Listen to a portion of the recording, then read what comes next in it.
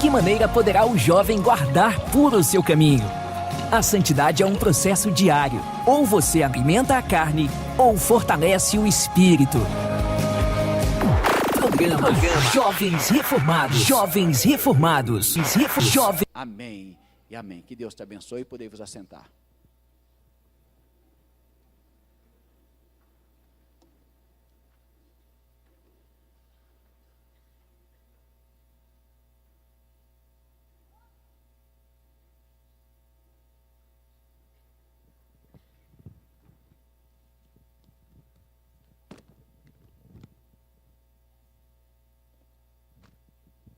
Gostaria que vocês abrissem o Santo Livro em Atos dos Apóstolos, capítulo 9.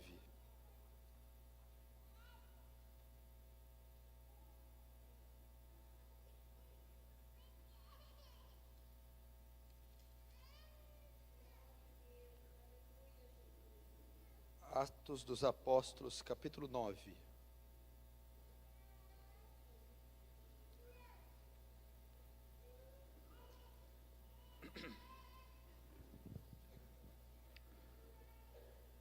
Atos capítulo 9, deixa aberto aí.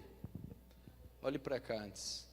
Primeiro eu quero agradecer pelo convite e pelo privilégio e a oportunidade de estar aqui com vocês. É a primeira vez que eu estou nessa cidade, é a primeira vez que eu venho a essa igreja. Igreja muito bonita, um salão muito bonito, novo, pastor humilde, pastor simpático e os outros irmãos que nos convidaram. Eu quero agradecer, porque foi através deles que a minha vinda aqui foi possível. E agradecer você que veio de longe, que veio de fora, para ouvir o Santo Livro, a Santa Palavra de Deus. Atos 9, verso 1 em diante diz assim: Saulo, respirando ainda ameaças e morte contra os discípulos do Senhor, dirigiu-se ao sumo sacerdote e lhe pediu cartas para as sinagogas de Damasco, a fim de que, caso achasse alguns que eram do caminho, assim homens como mulheres, os levasse presos para Jerusalém. Segundo ele estrada fora, aproximou-se de Damasco subitamente uma luz do céu, brilhou ao seu redor, e caindo por terra ouviu uma voz que lhe dizia: Saulo, Saulo, por que me persegues? Ele perguntou: quem és tu, Senhor? E a resposta foi: eu sou Jesus a quem tu persegues. Mas levanta-te e entra na cidade, onde te dirão o que convém fazer.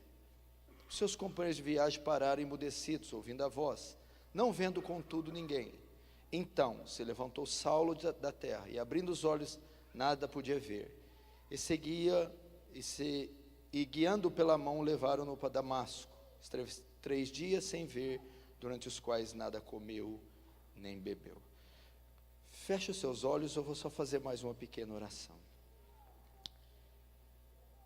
Pai Santo, o meu único pedido a Ti é que o Senhor abra os céus e despeje da Sua graça, gloriosa e abundante, que ela tome cativos mentes e corações, em obediência à Tua palavra, que haja temor e tremor diante do Seu santo nome, que não sejam palavras de sabedoria humana, mas demonstração de poder, que haja temor entre esses corações e santa reverência diante de um Deus que é 3 vezes santo.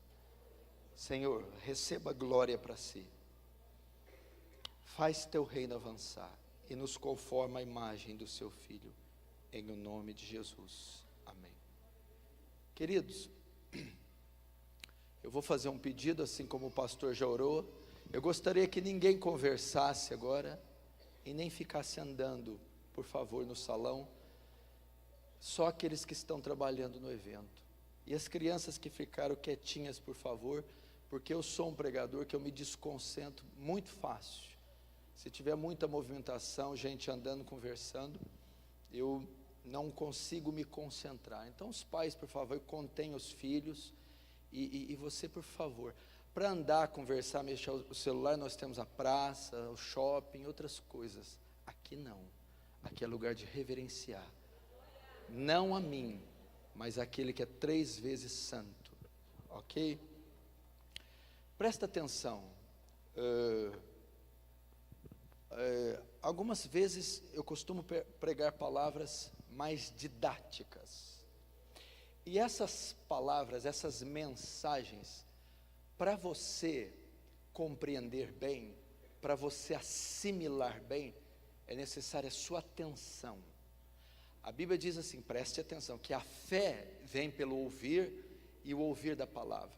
A fé é produzida pelo ouvir. Mas a palavra ouvir ali não é o ato de ouvir, não é ouvir um sinal sonoro. A palavra ouvir significa compreender, assimilar. Não é ouvir, porque eu posso colocar um árabe aqui para pregar. Você vai ouvir, mas você não vai crer.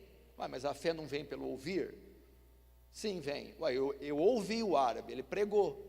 Eu não entendi nada, mas eu ouvi. Então não é o ato de ouvir. Pode vir um árabe, um judeu, ou um holandês e pregar a mensagem mais pura. Você ouviu ela, mas se você não compreendê-la, você não terá fé.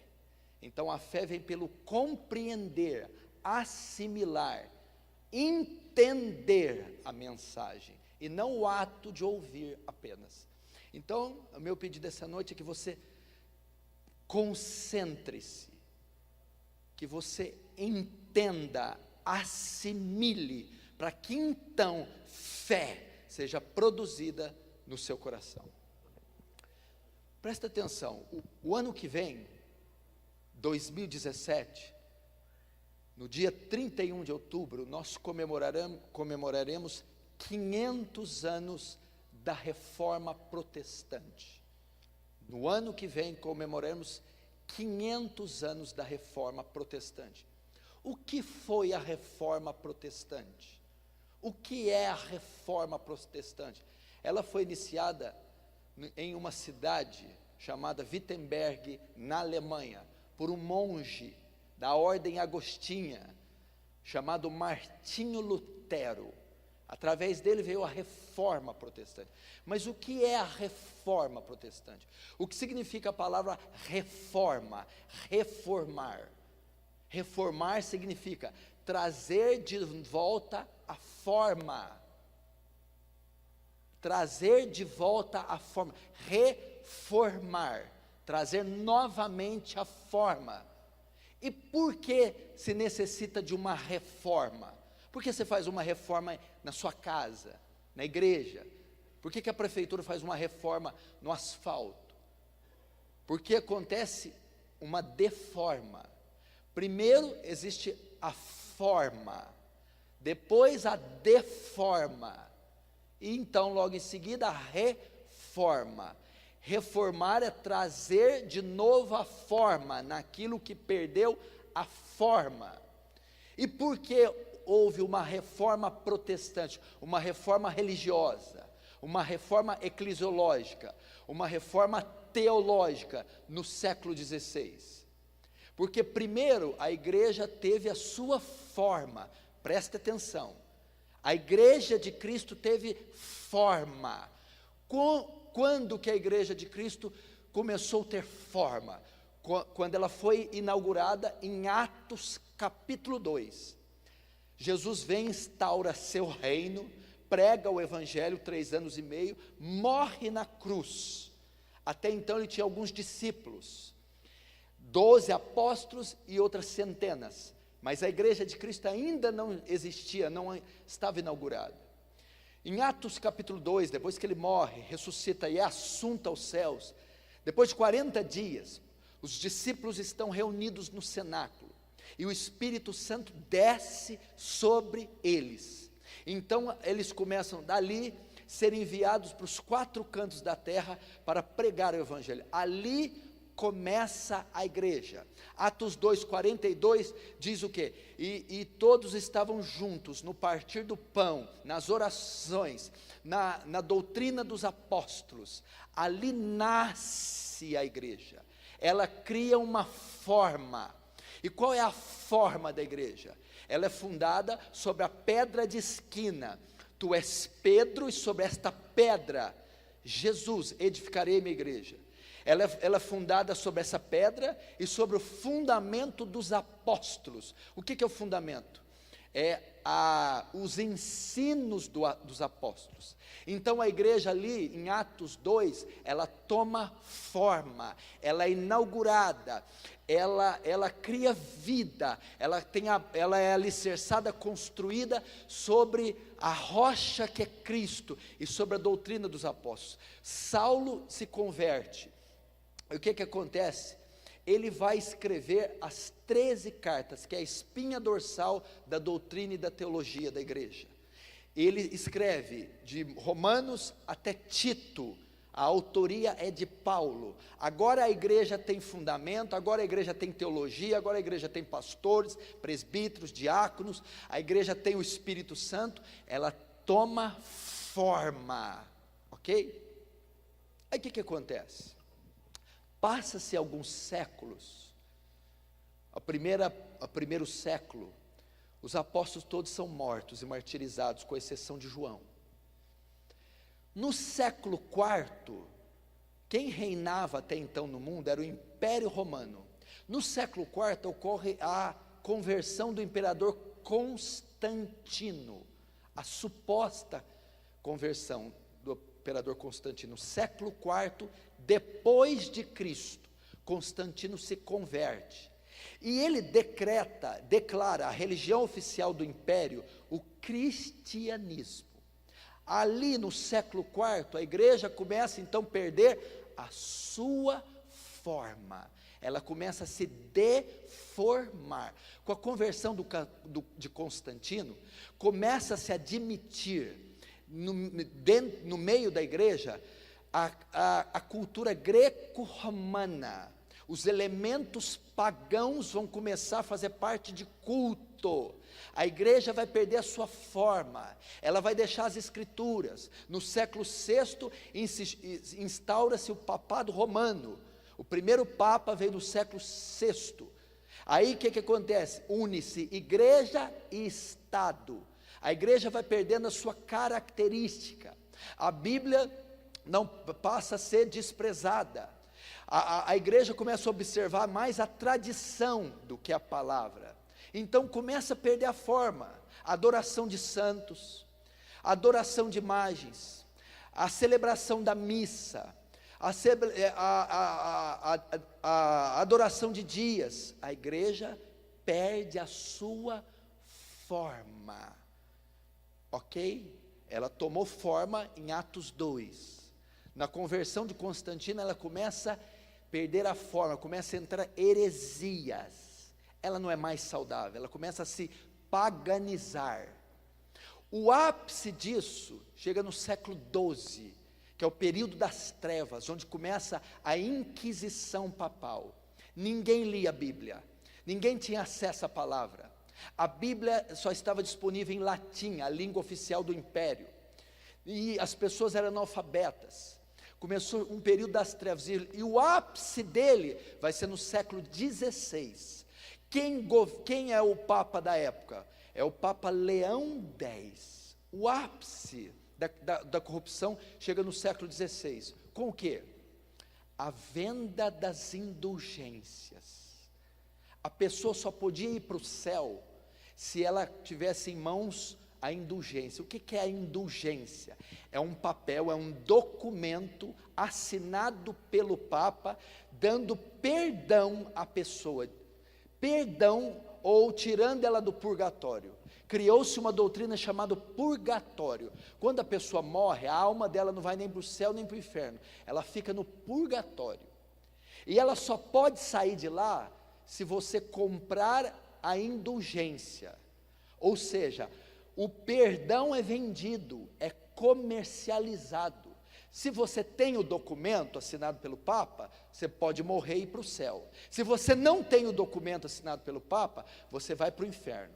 Se uma mãe sua morreu, ela está lá no purgatório. Se você pagar para ela, ela sai do purgatório e vai para o céu. Se você não pagar, ela fica no purgatório e depois vai para o inferno. Então, a igreja perde a sua forma. O que acontece? Isso no século XVI, Papa Leão X. a igreja perdeu completamente a característica dos apóstolos. Não se lia mais a Bíblia, não se fazia culto, não se adorava só a Deus. Jesus não era o mediador de Deus e os homens, eram os papas, os padres, os sacerdotes. Oração para mortos, culto a Maria, oração aos santos. As obras fazem expiação pelo pecado, ou seja, a salvação é por obras. Então a cristandade está toda afundada numa escuridão. É que então nesse período mais crítico, que a igreja está deformada, cheia de heresias e aberrações. Um homem na Alemanha, um padre, um monge, chamado Martinho Lutero, vai para Roma, para estudar a Bíblia. É então que ele vai estudando, e ele chega na carta de Paulo aos Romanos, e ele vê lá o capítulo 16 e 17, nele se descobre a justiça de Deus, como está escrito, de fé em fé, o justo viverá pela fé. Martinho Lutero descobre que o perdão dos pecados não vem pela venda de indulgência, que a salvação não é por obras, é pela fé. É no Evangelho que se descobre a justiça de Deus, ou seja, como o homem pode se tornar justo e ir para o céu, no Evangelho, através do Evangelho e pela fé. Quando Martinho Lutero tem acesso a Romanos, ele começa a ver que a igreja católica ela está equivocada, que ela caiu no engano e numa cegueira. Então ele escreve 95 teses contra a igreja católica, contra o Papa Leão X e contra a venda de indulgências. E ele faz o quê? Ele vai até a igreja Castelo de Wittenberg, ele prega, fixa na porta dela suas 95 teses, confrontando todo o império papal. Deste ato se inicia a Reforma Protestante. O que é isso? Ela teve forma, com Atos 2, uma igreja saudável, bíblica. No século IV ela começa a se deformar, heresias, perder característica. Século XVI vai haver a reforma.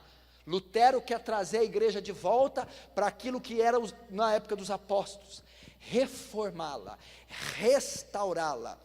E a reforma protestante é sintetizada em 5 pontos. 5 pontos marcam ela: sola scriptura, em latim, sola scriptura, sola gratia, sola fide, solus Christus, soli Deo gloria. Somente a fé, somente a graça, somente as escrituras, somente Cristo e só a Deus dar glória. Ele vai reformar. O que é reformar? Trazer de novo a forma, o que era nos apóstolos, o que a igreja católica perdeu, tirar as heresias, voltar para as escrituras, ensinar doutrina bíblica. Por que eu comecei contando essa história? Para você entender, o ano que vem comemoramos 500 anos, há 500 anos atrás, Deus usou um monge, talvez como nenhum outro homem, talvez a pessoa mais importante do mundo, Jesus, para o cristianismo. A segunda, o apóstolo Paulo. A terceira, mais importante, Martinho Lutero. Se não fosse Martinho Lutero, você não estaria aqui. Se não fosse Martinho Lutero, essa igreja não existiria. Se não fosse Martinho Lutero, talvez o seu pastor estava com um chapéu de cardeal, talvez haveria imagens aqui. Dali sai a igreja protestante, a igreja de Cristo sai de dentro da igreja católica para voltar a ser o que era em Atos. E nós, eu e você, somos frutos da reforma protestante. Agora, por que eu estou dizendo isso? 500 anos depois da reforma protestante, hoje, 2016, escuta, presta atenção, a igreja novamente está perdendo a sua forma. A igreja desse século está deformada. reformada. As vendas de indulgência papal do Papa Leão X, a oração para mortos, o culto a Maria, é fichinha perto do que os grandes e poderosos pastores hoje estão fazendo. É uma blasfêmia vender perdão de pecado. É uma blasfêmia vender, comercializar a ida para o céu. Mas presta atenção, pelo menos na época do papado, ainda havia alguma coisa relacionada ao céu, à eternidade. Hoje, céu não está com nada, eternidade não está com nada, é aqui e agora, é felicidade terrena. Pelo menos na época dos papas, eles estavam vendendo, estavam comercializando, estavam começando uma heresia, mas uma heresia que envolvia a eternidade, o perdão, o céu, a não ida para o inferno. Hoje a heresia não quer nada com o céu. Hoje se vende mansões, felicidade, prosperidade. Eternidade não está com nada. Nós necessitamos de uma nova reforma. A igreja moderna, contemporânea, está perdendo, e muitas já perderam a sua forma, estão deformados. O que significa isso? Ela recebeu uma enormidade de heresias. Muitas igrejas você não pode chamar de igrejas evangélicas, são pagãs, são comunidades de bodes lideradas por lobos, comunidades que não têm sãs doutrinas, comunidades que não há gente santa, comunidades onde o nome de Deus não é glorificado. É um comércio vergonhoso a céu aberto, são barganhas envolvendo milhões a céu aberto, escândalos envolvendo os grandes nomes na mídia secular diariamente. Igrejas que perderam a forma, cultos shows, cultos espetáculos, cultos circenses, perdeu a forma. Cultos hoje, as pessoas não se preparam para vir cultuar a Deus, honrar a Deus, louvar a Deus, elas vêm se entreter, é entretenimento. O culto hoje é antropocêntrico. O que é antropocêntrico? É duas palavras gregas, antropos e centro. Antropos quer dizer homem, o homem é o centro do culto é o homem, o louvor feito para o homem, a pregação feita para o homem, a liturgia feita para agradar, satisfazer, realizar o homem e não Deus. E o culto deveria ser teocêntrico, Theos, Deus, ou cristocêntrico. O culto deve convergir na glória de Deus, na pessoa de Deus, na obra de Deus enviar seu Filho. O louvor tem que convergir nos atributos de Deus, cantar a beleza de Deus, a justiça de Deus, a santidade de Deus, cantar a cruz de Cristo, a morte de Cristo, a ressurreição. Mas não é isso que você vê. O mercado e o movimento gospel é multimilionário, é mundano, é apóstata e é herege, precisa de uma reforma. Você liga os canais de TV, o que é aquilo? Quem te disse que aquilo é evangelho? Quem te disse? Meu querido, o Papa Leão X está dando voltas no túmulo. Se ele conhecesse o Edir Macedo, se ele conhecesse, ele teria arrecadado muito mais dinheiro do que ele pensou. Precisamos de uma reforma. Hoje está vendo, presta atenção, ordenação de pastores gays. Igreja presbiteriana nos Estados Unidos, ela ordena, consagra pastor gay, homossexual. A igreja está tolerando aborto. Não deu certo? Aborta. A igreja está tolerando adultério. divórcios e segundos casamentos acontecendo aos montões, as sãs doutrinas não têm sempre. Qual que foi a espinha dorsal da reforma protestante? A justificação pela fé. As igrejas sequer sabem o que é isso. Doutrina da justificação pela fé, doutrina da regeneração, da expiação, da propiciação, da santificação. Eles desconhecem isso. Doutrina da adoção, doutrina da imputação. Por que Cristo morreu? Por que Cristo teve que ser homem? Por que teve que morrer no madeiro? Por que ressuscitou? Por que verteu o seu sangue? Não sabem. Doutrina do céu. Não sabem o que é a vida eterna, o que é ser glorificado. Doutrina do inferno. Qual a última vez você ouviu uma pregação de 1h30 sobre a doutrina do inferno? O que as igrejas pregam hoje? A teologia da prosperidade, a sua melhor vida aqui e agora, a felicidade aqui e agora. Eu não quero o ouro do céu no céu, eu quero o ouro do céu na terra. Blasfêmia e heresia. Isso não é o evangelho. Nós necessitamos de novos Martinhos Luteros, de novos João Calvinos, de novos Zwinglios. Nós necessitamos de novos Spurgeons, Lloyd Jones. Nós necessitamos de novos Elias, João Batistas e Jeremias. A igreja está perdendo a sua forma. A palavra evangélico hoje perdeu a sua força. A palavra evangélico pode significar qualquer coisa, menos o que ela deveria significar. O que é evangélico? Aquele que carrega a qualidade do evangelho. Meu querido, essa nação está acontecendo uma cristofobia.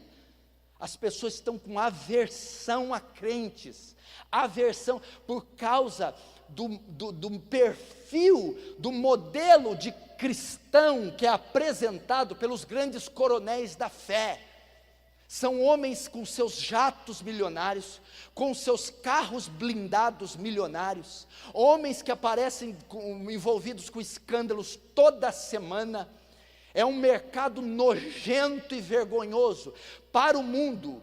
A visão que eles têm de evangélico é essa, de um povo sensual, imoral, escandaloso e avarento.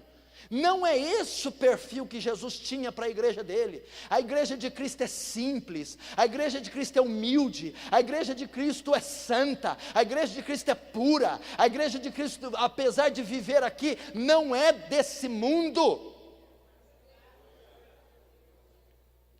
Perdeu. É necessário uma reforma. Teologia da prosperidade, curandeirismo. Não pode ninguém ficar doente. Doença é coisa do diabo, é falta de fé. Doença é falta de oração. As pessoas não sabem conviver com sofrimento. Crente não pode sofrer, crente não pode perder emprego, crente não pode ficar doença, porque senão é uma maldição, é um demônio. Quem te disse isso? Jesus foi o homem que mais sofreu na Bíblia, Ele é seu Senhor. Os apóstolos sofreram, passaram dificuldade, foram açoitados, ficaram doentes. Essa teologia ensina que você não pode ficar doente, que o bandido não pode pular na sua casa, que você não pode perder o emprego. É a teologia do melhor aqui e agora, a melhor vida agora. Perdeu a forma. Perdeu a forma.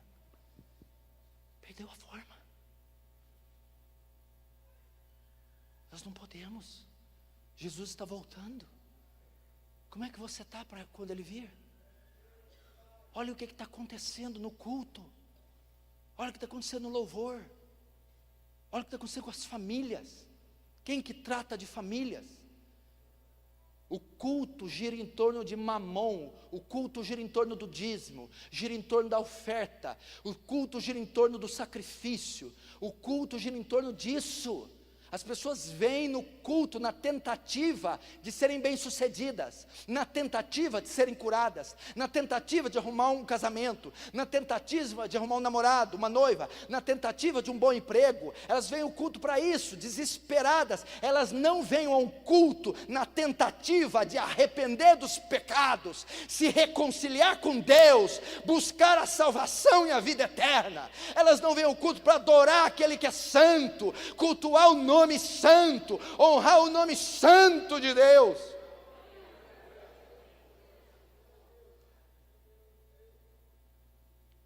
Perdeu a forma. Você vê esses programas? Eu não vejo. Eu acho nojento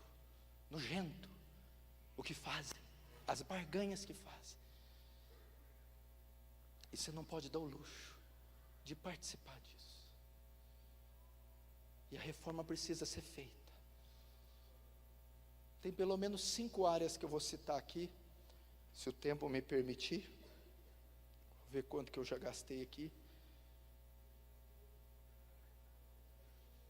Ah, mas vai falar, viu? Pode ficar tranquilo, vai falar.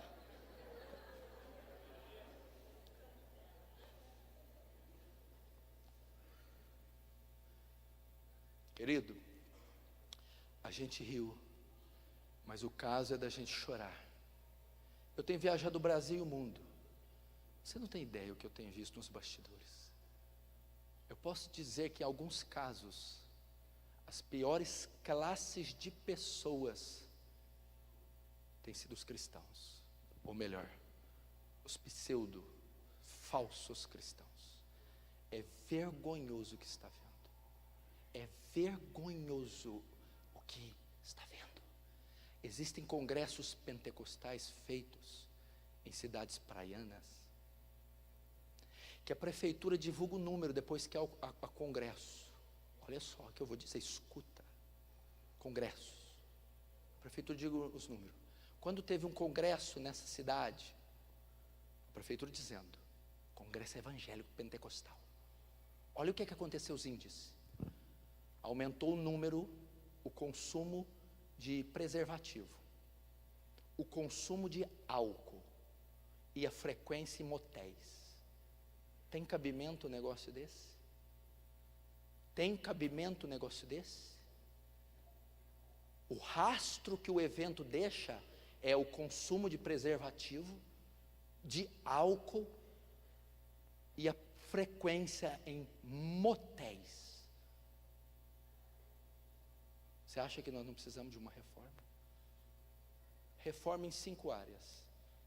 As pessoas precisam saber. Primeiro, as pessoas são ignorantes quanto à pessoa de Deus. A pessoa de Deus. Escuta o que eu vou falar. O que a maioria das igrejas desse país faz no domingo é cometer idolatria.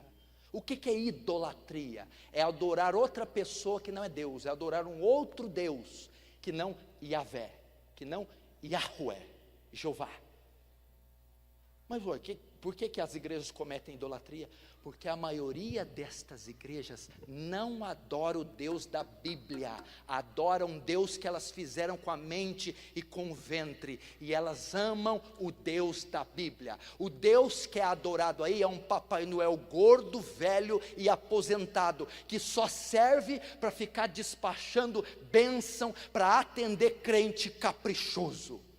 É um Deus que você dá tapinha nas costas, um Deus que você coloca na parede, um Deus que você exige, é um Deus fraco, covarde, inócuo, é um Deus imediatista, que não infunde terror, que não infunde temor, é um paspalhão que atende capricho mundano de crente carnal.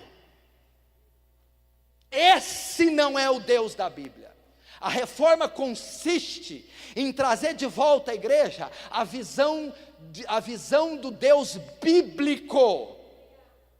É a teontologia, o estudo do ser de Deus. A igreja perdeu de vista o foco, os atributos de Deus. Presta atenção, você não pode adorar quem você não conhece. Por isso que eu digo que cometem idolatria. João capítulo 4, Jesus diz para a mulher samaritana: vós adorais quem não conheceis. Vocês não conhecem, essa geração não conhece o Deus verdadeiro. O Deus que conhecemos é carnal, só realiza milagre. O Deus da Bíblia, os atributos de Deus, você precisa conhecer. O que são atributos? As características que Deus arroga para si, as qualidades que Deus tem, atributos. Se você não conhece os atributos, quem Deus é e o que Deus faz, você não pode ter fé, você não pode dirigir sua oração a Ele, você não pode crer, você não pode cultuar Ele. Você precisa conhecê-lo. E a igreja contemporânea tirou o Deus da Bíblia dos púlpitos para pregar um outro Deus. Vamos ver alguns atributos de Deus para você saber se o Deus que está adorado é que é o Deus da Bíblia. O que são os atributos? A onipotência de Deus é um atributo, a onisciência de Deus é um atributo, a onipresença de Deus é um atributo, a transcendência de Deus é um atributo, a pessoalidade de Deus é um atributo, a unidade de Deus é um atributo, a justiça de Deus é um atributo, a santidade de Deus é um atributo. A onipotência, o que é a onipotência de Deus? Deus tem todo o poder, todo o poder. O que significa Deus ter todo o poder? Significa que não existe nada, absolutamente nada, que Deus não seja capaz de realizar. Ele é todo poderoso. Vou te dar uma dica para você ter uma ideia. O universo tem 80 bilhões de anos-luz de diâmetro. De uma ponta do universo na outra, dá 80 bilhões de anos-luz. O que significa? Se você pegar uma nave espacial e viajar à velocidade da luz, 460 mil quilômetros por segundo, imagina uma nave que anda 460 mil quilômetros por segundo. Se você estiver numa nave dessa velocidade, você vai demorar 80 bilhões de anos para chegar até na outra ponta. O Deus onipotente mede os céus a palmos. 2 palmos de Deus consomem os 80 bilhões de diâmetro. A onipotência de Deus. Você conhece o Oceano Atlântico e Índico Pacífico? Você sabia quantos litros de água existe no mundo? Sabe quantos litros de água existe no mundo? Você tem uma ideia quantos litros de água tem todos os mares? Você conhece milhão, né? Então vamos lá. 1 milhão, 1 bilhão, 1 trilhão, 1 quatrilhão, 1 quintilhão, 1 sextilhão, 1 septilhão, 1 octilhão de litros d'água existem em todo o mundo. A Bíblia diz que Deus coloca os mares e os oceanos na concha da sua mão. Presta atenção, para você saber onde que eu estou entendendo. Se esse Deus é o Deus que é pregado aí. O Espírito Santo, pela sabedoria dele, ele me fez fazer algo. Enquanto eu estava preparando esse sermão, quando eu preguei na minha igreja, a torneira do meu banheiro, da minha sala, estava pingando. O que eu fiz? Eu abri a minha mão e coloquei debaixo para saber quantas gotas d'água cabiam na minha mão. Quando eu fiz o teste, a concha da minha mão me encheu com 37 gotas de água. Significa que a onipotência de Deus é tão extraordinária que o Oceano Atlântico, o Índico, o Pacífico, o Rio Amazonas, o Nilo, são para ele como 37 gotas de água, porque ele é o Todo-Poderoso. Esse é o Deus da Bíblia.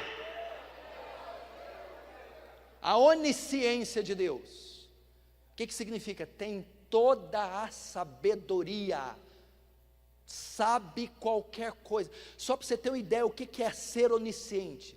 Você já ouviu falar da ameba? Não é esse amigo que está do seu lado aí não, é a ameba.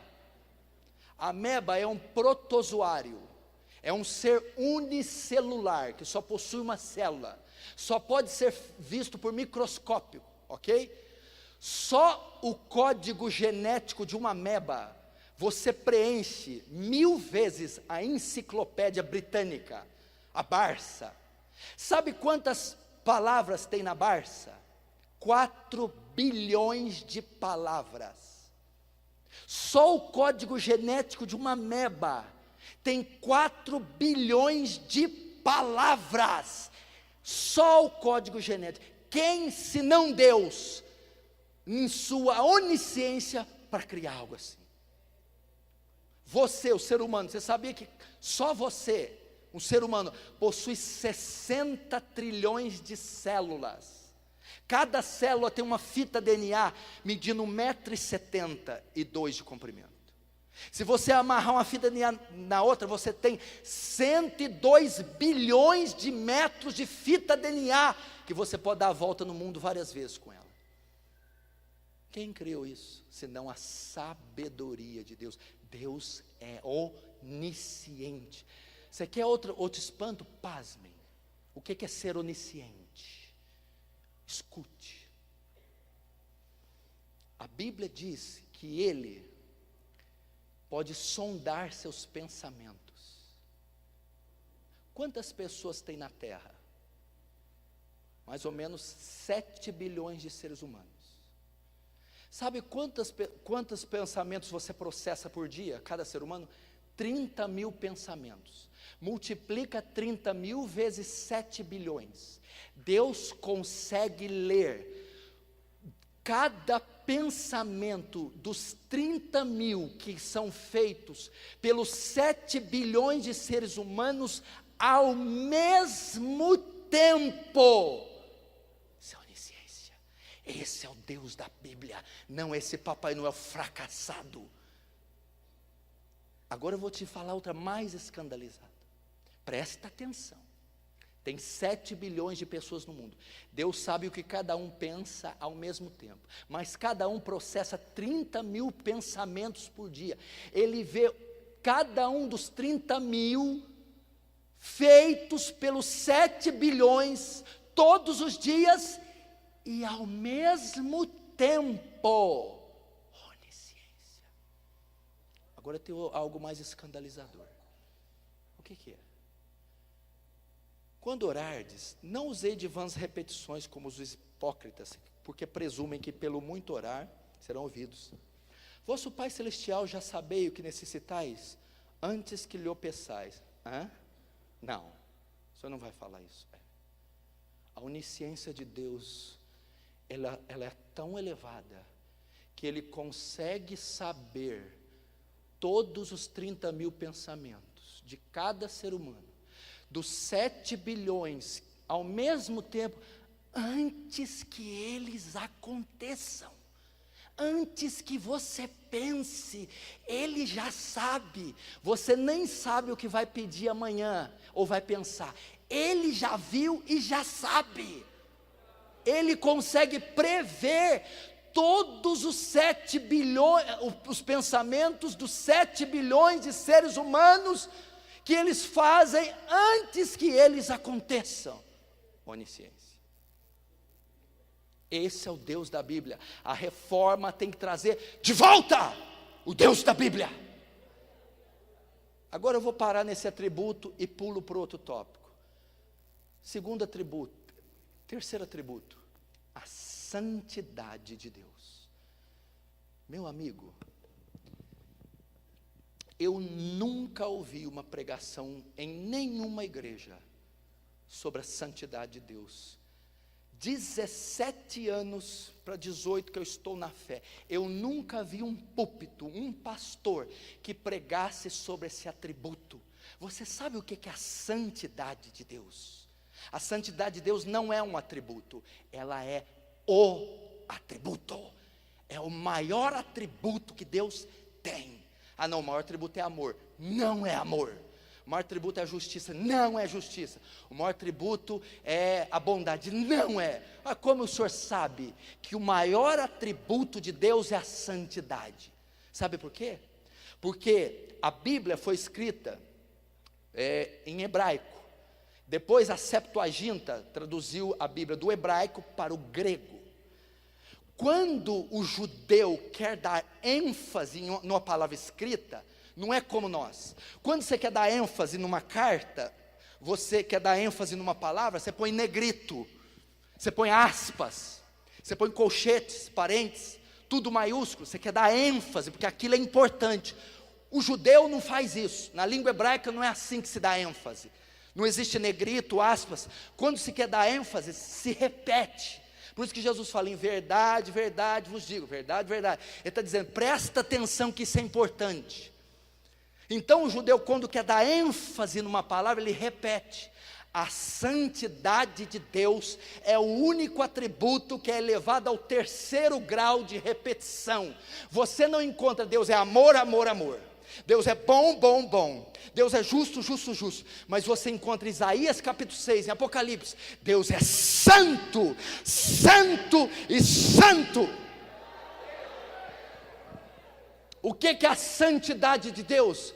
Fala da impecabilidade de Deus. Deus é puro, intensamente puro. Abacuque 1,13, tu é tão puro de olhos que não pode contemplar o mal. Não há mancha em Deus, não há ruga em Deus, não há falha em Deus. Deus é intensamente puro, intensamente santo. O que significa? Ele não pode tolerar o pecado. Deus é santo. Nadab e Abiú foram subir no altar, oferecer fogo estranho. Deus os fulminou, os matou. Por quê? Porque Ele é santo. Uzá, quando Davi estava trazendo a arca para Jerusalém, os bois tropeçaram, a arca caiu. Uzá tocou na arca para segurar. Deus o matou, porque Ele é santo. Santo. Quando você pensar em Deus, quando você for orar a Deus, quando você for fazer qualquer menção a Deus, tenha isso na sua mente: Deus é santo. A santidade de Deus é algo tão profundo, que por causa dela, Ele teve que matar o próprio filho. Fala da impecabilidade. Sabe quantos pecados bastaram o homem Adão cometer para ser banido do Éden? Não foram 10, não foram 1 milhão, não foram 100. Foi um só pecado. Um único pecado varreu, porque Ele é santo. Isaías capítulo 6. No ano que morreu o rei Uzias, eu vi o Senhor assentado no alto e sublime trono, e as suas vestes cobriam o templo. E eu vi os serafins, que tinham 6 asas, com 2 cobriam os pés, com 2 cobriam o rosto, e com 2 voavam, e clamavam uns aos outros, dizendo: Santo, Santo, Santo é o Senhor. Sabe quem são os serafins? São as criaturas mais majestosas que existem. Não existe nada comparado aos serafins. São as criaturas mais belas, incríveis, magníficas, os serafins. Por que eles são as criaturas mais magníficas? Dada a proximidade que eles têm do trono de Deus. São as criaturas que mais se aproximam da glória do trono. Elas assistem diante do trono de Deus. Mas sabe por que elas cobrem o rosto e cobrem os pés? Elas só podem estar lá sem serem mortas e desintegradas, porque elas cobrem o rosto. Porque a santidade que emana daquele trono, Deus é um ser tão puro, tão santo, a radiação que sai daquele trono é tão intensa, que eles cobrem o rosto, porque eles não suportam olhar para a santidade de Deus. Então eles cobrem o rosto, porque se eles olharem, eles são desintegrados. Ninguém pode suportar a santidade de Deus, nem os serafins. Por que eles cobrem os pés? Moisés, tira as sandálias do seu pé, porque a terra que pisa é santa. Sabe por que eles cobrem os pés? Porque o lugar que aquele trono está é tão santo que não pode sequer ser pisado. Para aqueles serafins para aqueles serafins permanecer naquele lugar, eles não podem andar e nem ver, eles têm que só ficar voando. Agora você vem me dar tapinha nas costas de Deus? Você vem tratar Deus com irreverência. A Bíblia diz que Daniel, quando teve um vislumbre, um fechinho de luz, só visto com lupa, um vislumbre, eu na borda do rio Idequel vi ele. Os seus pés eram como um bronze polido, cabelo branco como a lã. Ele era vestido de ouro fino, ele era vestido de uma veste azul de turquesa. O seu rosto era como de um relâmpago, sua voz como de muitas águas. Quando vi aquela visão, transmudou-se o meu semblante em desmaio, e não retive força, e caí sobre os meus pés. Daniel não suportou um feixe de luz da santidade. O mesmo com João, ele vê a visão, olhos com chamas de fogo, o sol o rosto como o sol do meio-dia, a voz como de trovão. A Bíblia diz que eu, João, quando tive aquela visão, caí como morto. Nenhum ser humano pode suportar a santidade de Deus. Agora me diz, é esse Deus que é pregado nos púlpitos?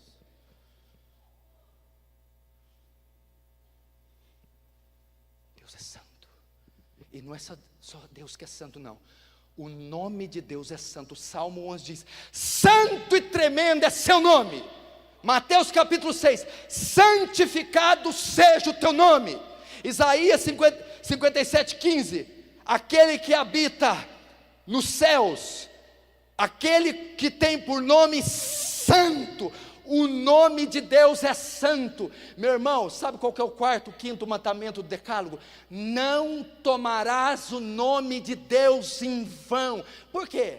Porque o nome de Deus é santo.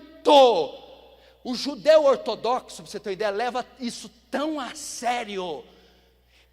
A santidade de Deus é algo tão sério para o judeu. O nome de Deus é algo tão santo, que o judeu, quando vai falar o nome de Deus, ele não pronuncia Yahvé. Esse nome Yahvé é o nome que Deus deu a Moisés no Sinai. Eu sou.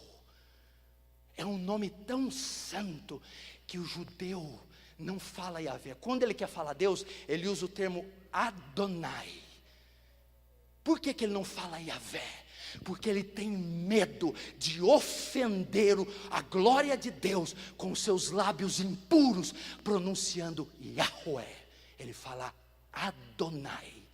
Por causa deste mandamento, não tomarás o nome de Deus em vão. Porque Deus não terá por inocente quem tomar o nome de Deus em vão. Por quê? Porque o nome de Deus é santo. Agora, o que tem de crente fazendo piada com o nome de Deus, vendendo bugiganga na porta da igreja com o nome de Deus, blasfemando o nome de Deus. Lembra do Armandinho? Quando Deus me desenhou, ele estava namorando. Blasfêmia. Lembra da Xuxa? O cara lá de cima. Blasfêmia. Os cantores gospel de hoje, olha para mim. Ah, não é assim? Quero vestir tua sandália. Não. Vestir a sandália daquele que matou da BBU, que fulminou Uzá, daquele que os serafins que não têm pecado não podem suportar. Você vai dar tapinha nas costas, vai beijar Deus, vai abraçar Deus. Que coisa nojenta e carnal é essa? Deus é santo. Santo. Não tome o nome de Deus em vão. Não abra sua boca para pronunciar indevidamente esse nome. Zele pela santidade de Deus. Quando você chegar em casa a partir de hoje, todas as vezes que você orar, que você dobrar seu joelho, saiba, você está se dirigindo a um Deus santo. Todas as vezes que você subir aqui e ousar pôr a mão naquele microfone e tocar, saiba, você está nos átrios de um Deus santo. Todas as vezes que você pegar esse livro para estudar, saiba, você está tocando no livro de um Deus santo.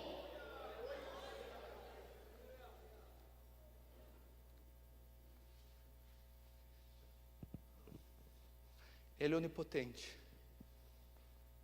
Ele é onisciente, Ele é onipresente, Ele pode estar em todos os lugares.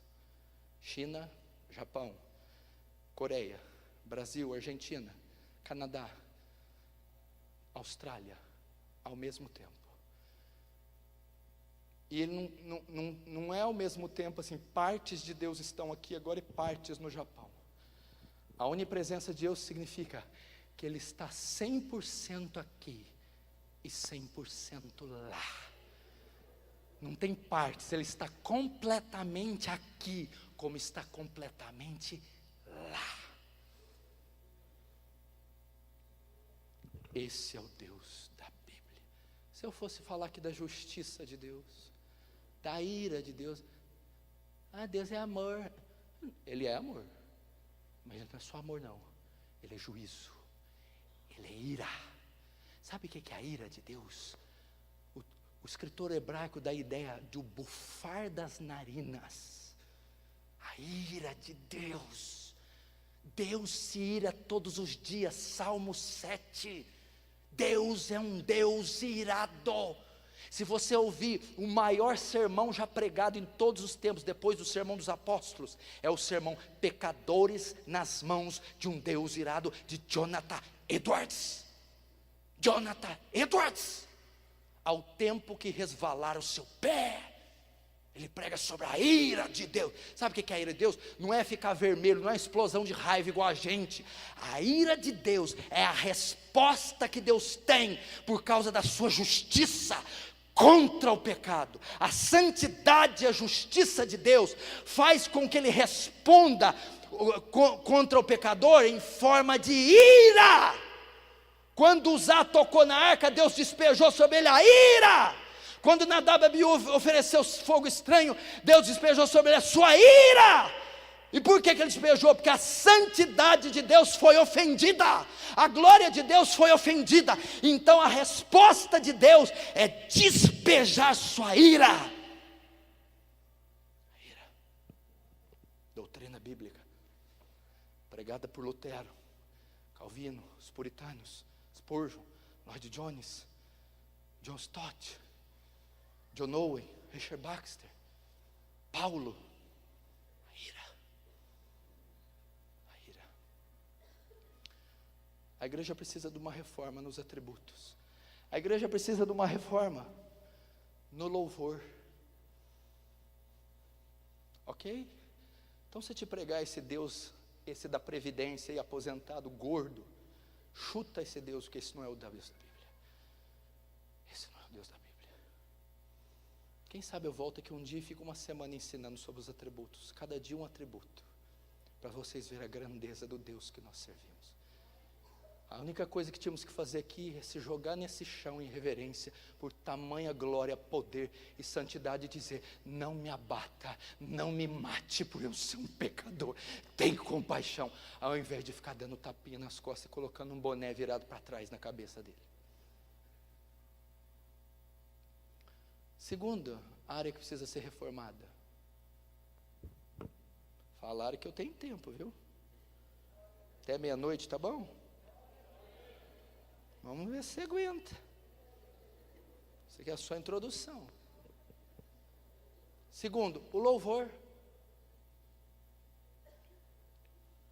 Eu não sei se canta aqui, mas se cantar também não estou nem aí. Tem sabor de mel. Nós fizemos uma versão lá em Franca, tem sabor de fel. O que está acontecendo com o louvor? Meu querido, presta atenção. Se tem uma área da igreja contemporânea que está comprometida, é o louvor e a adoração. O louvor e a adoração estão se secularizando, caminhando a passos largos para uma secular. O que é secular? Paganizar, mundanizar, tornar-se ímpio. Você não está vendo os canais de TV? Os cantores gospel estão entrando na mídia secular, estão na Globo, estão no SBT, estão na Record, estão cantando com padre, estão cantando com dupla sertaneja. O gospel virou uma etnia, um modismo mundano. Os cultos não são de adoração, são de entretenimento. Globos, apaga-luz, boate. É assim os cultos nas grandes metrópoles. O culto, o louvor e a adoração é antropocêntrico. A batida musical, a melodia, a letra, presta atenção. É tudo para o homem. Restitui, eu quero de volta o que é meu. E é tudo em mim, para mim, tudo conjugado na primeira pessoa do singular, eu, em mim. Querido, será que você esqueceu do inário do cantor cristão, da harpa cristã? O que se cantava, o que se cantou em 18 séculos? Cantou-se a glória de Deus, cantou-se a cruz de Cristo. O louvor hoje é antropocêntrico, o louvor hoje é uma celebração da carne. Tira o pé do chão, tira a camisa e roda, vira mortal, dança, pega um par aí e troca de par, e vamos que vamos, o pau está comendo. O louvor, a Bíblia diz que o louvor primeiro é teocêntrico. Vamos lá, o que é os salmos? Salmo 1 ao 50, os salmos é o inário de Israel. O que é o inário? A harpa cristã de Israel, o Salmo 1 é um cântico, Salmo 2 é um cântico, aquilo ali são cânticos, são hinos. O inário de Israel é o Salmo, ok?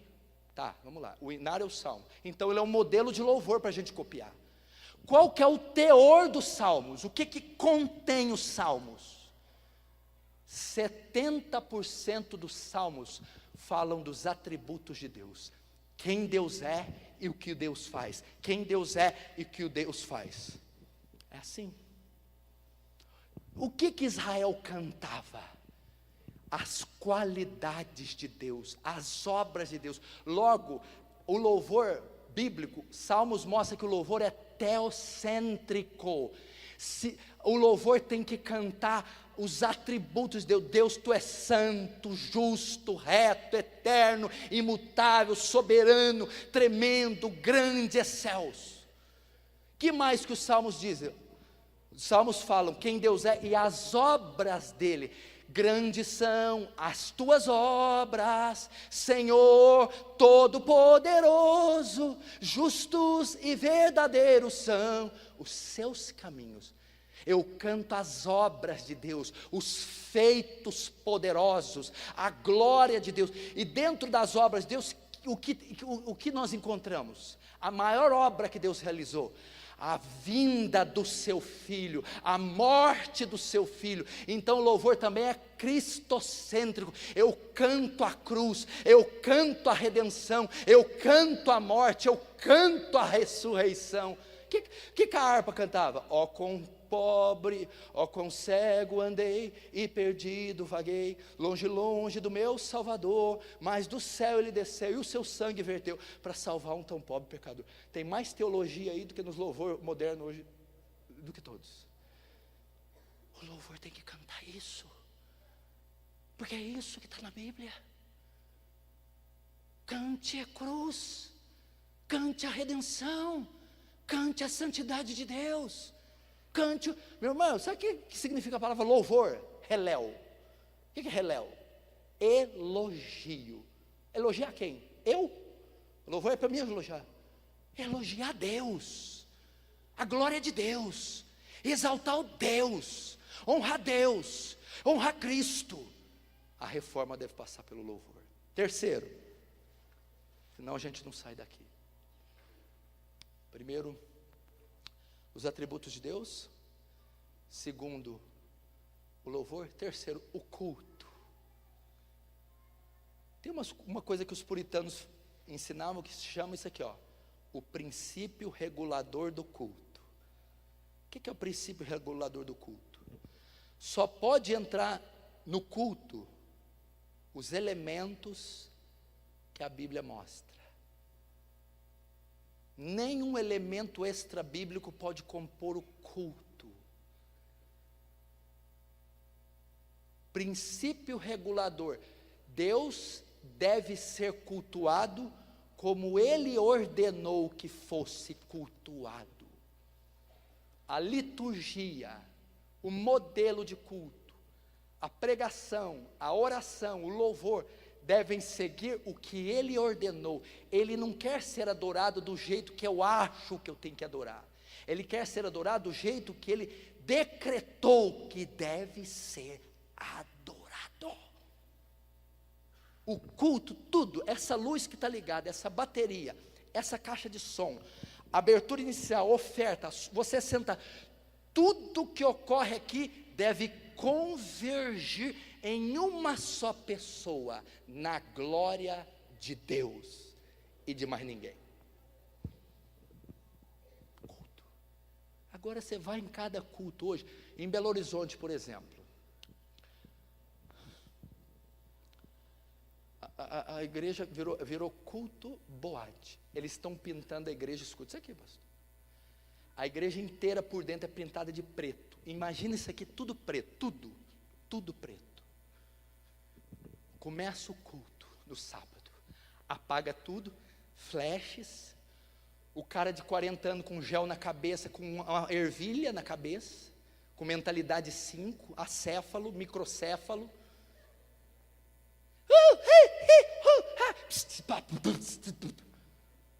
É o culto.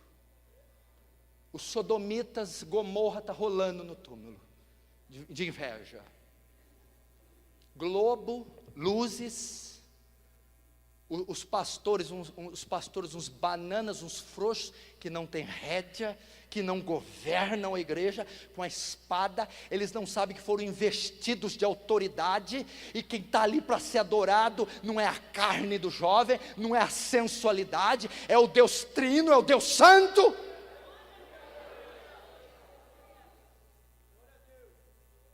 Deus tem que ser adorado como Ele pediu para ser adorado. O culto é teocêntrico.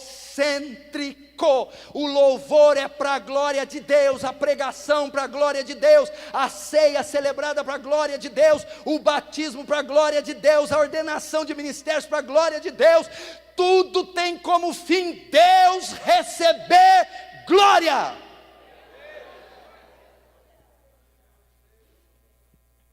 Pastores que ficam a semana inteira descabelando como fazer um sermão para agradar o homem.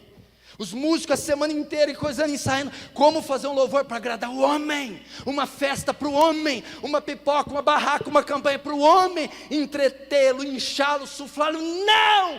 1000 vezes não! Tudo que a gente faz a semana, o mês, o ano inteiro é nos descabelando para Deus receber glória. O culto é teocêntrico. Quarto, só mais 2, quarto e o quinto eu encerro. Quarto, precisamos de uma reforma no Evangelho. Primeiro, a igreja perdeu a forma, deformou no que diz respeito ao Deus que ela serve. O Deus que é cultuado hoje é uma caricatura barata de Yahvé. Segundo, o louvor. Terceiro, o culto. Quarto, o Evangelho. Quem pode me definir em 5 minutos o que é o Evangelho?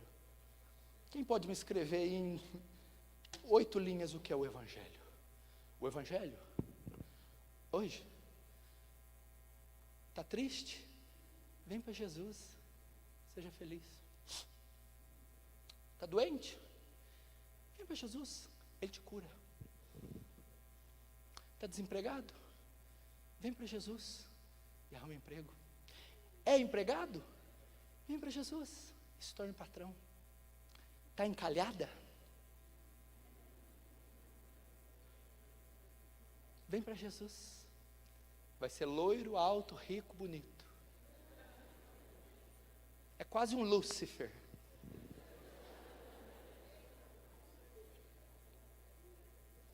Esse é o Evangelho. Deus tem um plano maravilhoso para a sua vida. Esse é o Evangelho. A isca que se atrai o pecador para a igreja não é o Evangelho, são as campanhas de cura, prosperidade, riqueza, casamento. Esse é o Evangelho barato. A igreja moderna não conhece o Evangelho. O que é o Evangelho?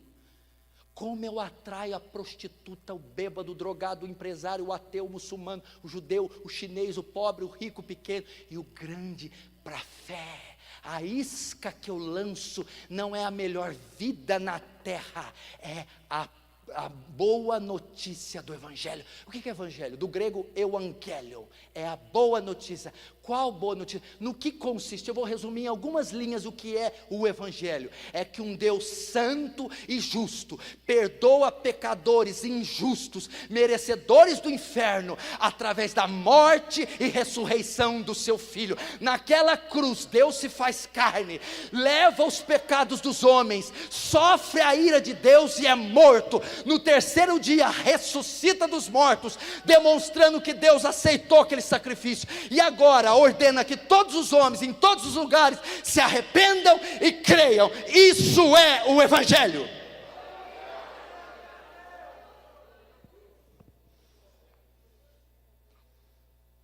Essa é a mensagem do Evangelho. Não tem nada demais. Todos pecaram, destituídos da glória de Deus estão, pois o salário do pecado é a morte. O Evangelho não veio dar boa vida. Jesus não morreu na cruz para dar uma boa vida. Jesus veio redimir, redenção. A palavra de redenção que significa resgate. Era uma palavra usada no Novo Testamento quando você comprava um escravo. Um escravo estava preso sob a custódia do seu senhor, e quando você queria comprá-lo, a palavra que se usava era resgate, redenção. Você pagava um preço, e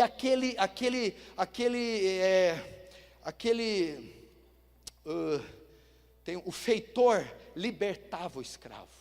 Então o escravo era libertado a um certo preço, e aquele preço era chamado de resgate, para a libertação do preso. Isso é redenção. Éramos prisioneiros do diabo, prisioneiros do pecado, filhos da ira, condenados ao inferno. Naquele madeiro, Deus ofereceu o seu sangue, Jesus ofereceu o seu sangue como moeda, como preço, e pagou pelo nosso resgate. Ele nos comprou, nos tirou da servidão, da escravidão, do império das trevas, através do seu sangue. Esse é o Evangelho. Ele me reconciliou com Deus, Ele cobriu meus pecados, Ele aplacou a ira de Deus de sobre mim, Ele me declarou justo, Ele bateu o martelo e me deu uma sentença favorável. Isto é o Evangelho. Quinto e último. Não, agora não sobe um aqui. Toma o microfone desse homem, pelo amor de Deus. Precisa de uma reforma na pessoa de Deus. O Deus que é pregado e ensinado hoje não é o Deus da Bíblia. Segundo, uma reforma no louvor e adoração. O louvor e adoração já é secular, ímpio, mundano. Terceiro, uma reforma no culto. Precisamos voltar ao princípio regulador do culto, adorar a Deus como Ele quer ser adorado e como Ele escreveu na Bíblia para ser adorado. Quarto, o Evangelho não veio te oferecer a melhor vida. Eu não estou dizendo que Deus não abençoa, eu não falei isso. Você acredita que Deus cura as pessoas, pastor? Claro. Que Deus abençoa, abre porta? Eu estou dizendo que fizeram disso a prioridade, e a cruz tornou-se obsoleta, secundária. Negócio de cruz, sangue, não. O negócio é a Mercedes, o negócio é a melhor, é a felicidade. Não. Quinto, ela precisa de uma reforma na família. A família. Deixa eu te dizer algo. Se tem uma instituição que o diabo está interessado em destruir, são as famílias. Escute, não existe instituição que está sendo mais atacada, bombardeada, perseguida do que a família. O diabo sabe, a família é a célula mãe da sociedade, a célula máter. É o principal órgão que compõe uma sociedade, é a família. Se você quer ter uma igreja forte, você tem que ter uma família forte. Uma cidade forte, tem que ter uma família forte. Um estado, uma nação forte, tem que ter uma família. Se você tem uma família destruída, dividida, você tem um estado destruído, dividido, você tem uma sociedade destruída, dividida, uma igreja destruída. A família é a principal célula, famílias sólidas, bíblicas, santas, fazem igrejas sólidas, bíblicas, santas, sociedades, nações sólidas, e nenhum outro país talvez tenha chamado tanta atenção do diabo como o Brasil. Mas como o senhor sabe disso? Olha as leis que estão aprovando. Aprovação da união estável em cartório. Só em São Paulo em 2013, 400 mil divórcios foram assinados em cartório. Divórcios, casamento homossexuais, mães solteiras. O governo, uma coordenadoria, uma comissão ligada à presidente da República, Dilma Rousseff, está autorizando a cirurgia para menores de 18 anos, para mudar os órgãos genitais, pago pelo SUS de graça, sem o consentimento dos pais. Significa um menino de 15 anos, se quer tirar o seu órgão sexual e mudar para feminino, ele pode ir, vai pagar de graça, sem que os pais aprovem. Fernando Haddad, estado de São Paulo, quis abolir o dia dos pais e o dia das mães, para ser dia do cuidador. Tirar o sexo dos banheiros, pode entrar menino, menina em qualquer banheiro. Parlamentar alemão quer descriminalizar a pedofilia, quer dizer, um homem de 40 anos pode fazer sexo com a criança e não ir para a cadeia. O que tudo isso compreende? Um ataque descarado contra a família. E por que a igreja ela tá entrando nesse negócio? Porque Deus criou o homem para ser o governante do lar. O chefe da família é o pai e o marido. O cabeça da família é o pai e o marido. A última palavra quem dá em casa é o pai e o marido. Ele é o chefe. E o que está acontecendo? Está havendo uma crise na liderança masculina. Você não encontra mais homens nessa sociedade. A sociedade está criando crianças, ela está formando pessoas para elas não serem homens. Hoje um menino de 20 anos de idade não sabe tomar decisão, não sabe se limpar direito, não sabe se vestir, não tem profissão definida, não tem curso definido, não consegue fazer um serviço doméstico, trocar um cano, uma torneira, arrumar uma instalação, um fio, uma lâmpada. Eles estão sendo treinados para serem moças, frágeis, covardes. Eles não estão sendo formados para se tornar homens. Há uma crise na liderança masculina. A mulher está tomando a frente da sociedade, a mulher está tomando a frente da igreja, a mulher está tomando a frente da família, a mulher está tomando a frente do lar, a mulher está tomando a frente das finanças, a mulher está tomando a frente dos filhos, a mulher está tomando a frente até do povo de Deus, e isso não é bíblico. Você quer ver a prova disso? Quando Deus fez o jardim do Éden, colocou Adão e Eva, quem foi que comeu a semente primeiro, a fruta? Quem? Eva. Pecou e virou tudo aquilo. Quando Deus chega no jardim, o que ele fala? Eva, Eva. Não foi procurar Eva não. Ele falou, Adão, Adão, eu quero contas é com cabeça. Eu quero contas é com líder. Eu não tenho nada com Eva. É você que é o responsável pelo jardim. É você que é responsável por Eva. É você que devia ter visto essa serpente.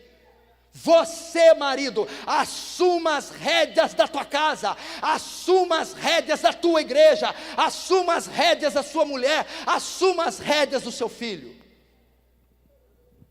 Eu vou dizer aqui 4 coisas que os homens têm que ter e eu acabo. Só que é tudo, eu vou só citar, não vou pregar as 4 não. O homem, ele tem que ser sacerdote, profeta, provedor e protetor. Ele tem que ter essas 4 coisas: sacerdote, profeta, protetor, provedor e protetor. O homem primeiro ele tem que fazer a função do sacerdote. O que é o sacerdote? No Antigo Testamento o sacerdote era responsável por apresentar a necessidade da nação de Israel para Deus. Ele era o mediador do povo entre o povo e Deus. Ele era responsável por transmitir a necessidade do povo a Deus. Todo homem tem que ser responsável em apresentar os problemas da família diante de Deus em oração. Ele é o sacerdote, ele é o intercessor da mulher, o intercessor dos filhos. Ele que media a relação dos filhos da mulher com Deus. Ele é o responsável por apresentar as necessidades da família dele diante de Deus. Ele é o intercessor da mulher, o intercessor dos filhos. É ele que geme, é ele que chora, é ele que responde pela família diante de Deus. Segundo, ele é o profeta. Se um apresentava, ia até o povo para apresentar a necessidade diante do povo. O profeta ia diante de Deus, recebia a palavra e levava para o povo. Primeiro o marido é sacerdote, aquele que leva a palavra do povo até Deus. Agora ele é o profeta, é aquele que vai a Deus, busca uma palavra para levar a sua família. A função do profeta, o marido, o pai, é aquele que se debruça nesse livro, de dia e de noite, buscando soluções, respostas, ensino para a sua família. É aquele que vai em oração e fica diante de Deus até que Deus dê discernimento, direção para a família dele. Ele é o profeta, ele vai diante de Deus buscando respostas, direções, recursos, uma palavra para que ele dê à sua esposa e aos seus filhos. Você, marido, tem a função de passar horas com este livro. Você, pai, tem a obrigação de passar horas com esse livro, buscando respostas, soluções, direções, como educar os seus filhos, ensinar, governar, disciplinar, como corrigir, como amar, discipular, ensinar a sua esposa. Você se debruça e gasta horas, você vai diante de Deus até que Ele dê discernimento, direções, inspirações, e depois leva essa palavra para a tua família. Terceiro, Ele é o provedor. Para quem que Deus falou? Do suor do teu rosto comerás. Foi para Eva? Pois tem muita gente aí que está comendo do suor da mulher, que é uma vergonha. A responsabilidade de prover alimento, tratamento médico, escolar, é do macho e não da fêmea. Do suor do rosto do Adão, do seu. O papel da mulher, salvar-se-á dando à luz a filhos. Só no Brasil que a doméstica, a mulher do lar, é desprezada. Você conhece a Barbara Bush? A ex-esposa do presidente George Bush, o Bush pai, não é o filho não.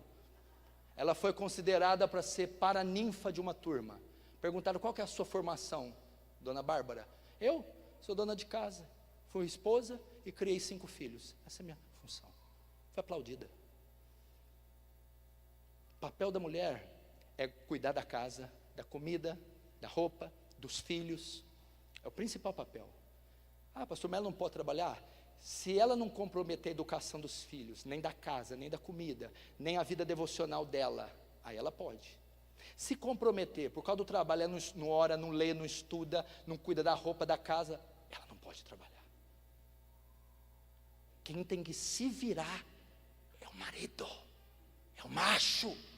Não foi bom casar? Agora você tem que sustentar.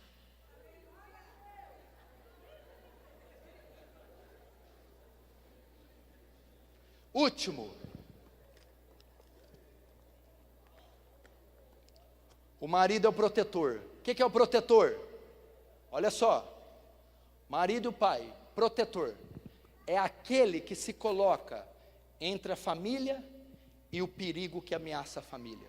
Vou te dar um exemplo, cara. Aqui está a família e aqui está um assaltante. A função do pai e do marido é se colocar entre a família e o assaltante. Ele é o responsável pela integridade física dos filhos e da mulher. Ele é responsável pela integridade espiritual. Ele fica entre o perigo que assola a família, entre o perigo e a família, ele está lá. Seja físico, ele protege no braço. Ele que protege a família de assaltante, de ladrão, a integridade física. E também espiritual, ele se coloca entre os demônios, os perigos do mundo, as tentações, tudo que pode prejudicar a família, ele se coloca. Primeiro, um assaltante, um bandido, um pedófilo rondando teu filho, uma lésbica, um homossexual, um drogado, alguém seduzindo sua mulher, está ameaçando a integridade física. O marido é o protetor, é ele que discerne, é ele que lida, é ele que afugenta os males. Segundo, o espiritual, é ele que se coloca entre as forças do diabo e a família. Ele protege, intercedendo, discernindo. E diabo não vem só em forma de vulto, não. O que pode ameaçar sua família? Facebook, WhatsApp, amizades, telefonemas, festas. O marido se coloca entre qualquer coisa que pode prejudicar a família, seja físico e seja espiritual. É dever dele ser o protetor da sua família.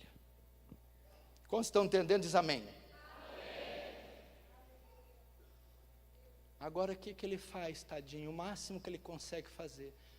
Chega cansado do serviço, a hora que ele tira o sapato, a hora que ele tira aquela meia, calcanhar branco rachado, unha amarela para dentro, ninguém consegue ficar perto, liga a televisão para ver Palmeiras e Corinthians, um prato de comida desse tamanho, tadinho, ele não consegue fazer mais nada. Quando ele deita na cama, com aquele tamanho de barriga, a mulher dá enjoo nela. Aí ela fala assim: amor, hoje é de novo, amor. Hoje o quê? Terceira noite que você não toma banho, amor.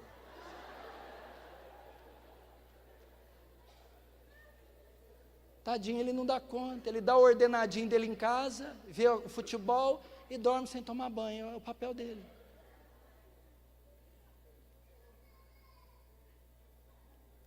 Precisamos de uma reforma na família. Precisamos de cabra macho, homem de verdade. Tem algum homem aí? Diz amém. Eu estou falando que existe dois hoje. Existe o homem e o homem. Tem homem aqui? Essa raça está em extinção. Cuidado, certifica aí, dá uma cheirada. É CC? Cheira macho isso aí? Engrossa essa voz, rapaz. Ei, pastor. Ei, rapaz. Tá um bate-boca lá na porta da casa dele, ele fala assim para a mulher: vai lá bem, vai lá amor. Aí ela vai com a vassoura, ela chega lá: o que é, camarada, o que está acontecendo? Ela bota para correr.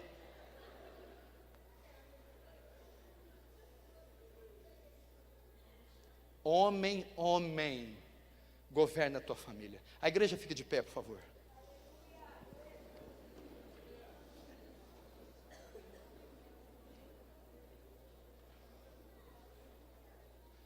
Quantos querem uma reforma? Diz amém. Amém. Irmão, pelo menos essas coisas. Depois você estuda em casa, pesquisa. Olha só, essa igreja aqui em Presidente Venceslau, olha o tamanho dessa igreja. Olha a beleza. Olha a equipe que tem aqui. Vocês podem fazer a diferença. Não seja mais do mesmo.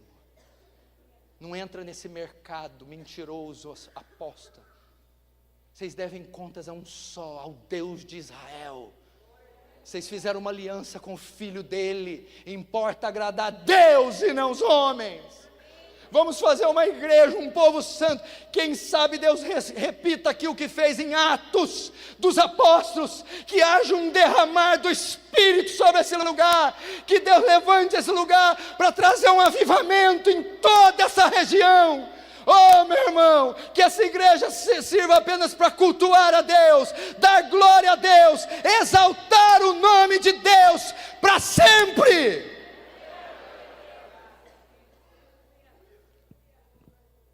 Vamos pedir uma reforma. Fecha os olhos, vamos orar.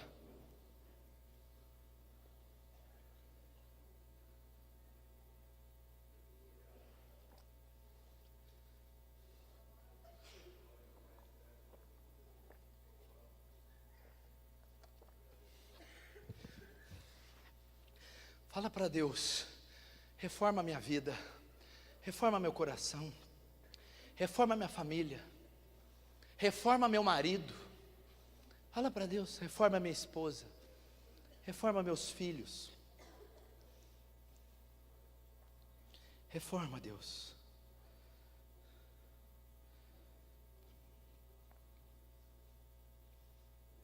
Levante as suas mãos.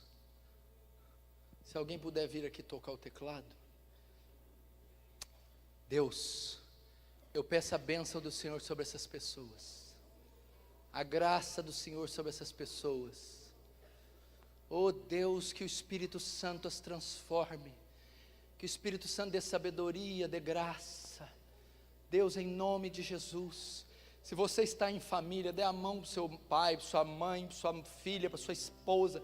Quem está em família, abraça, ou dá as mãos. Você vai orar pela tua família agora. Você vai dizer a Deus, Senhor, da minha família eu não abro mão de jeito nenhum. Da minha esposa, dos meus filhos, guarda-os do mal, guarda-os do pecado, guarda-os desse mundo.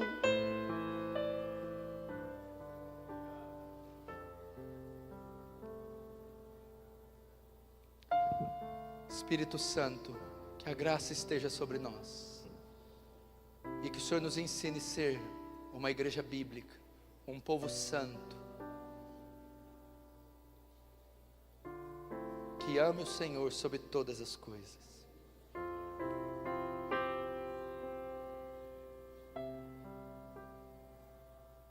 Oh Espírito Santo, te amamos. Eu abençoo esse povo, os pais, as mães, os filhos, esposas e maridos, toda essa igreja, seus pastores, presbíteros, diáconos, em o poderoso nome do Senhor Jesus. Toda a igreja diga amém.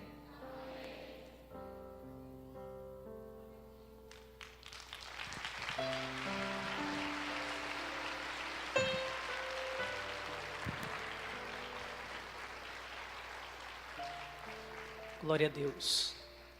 Aleluia. Ainda em pé, nós iremos orar, encerrando esse maravilhoso culto. Nós queremos agradecer.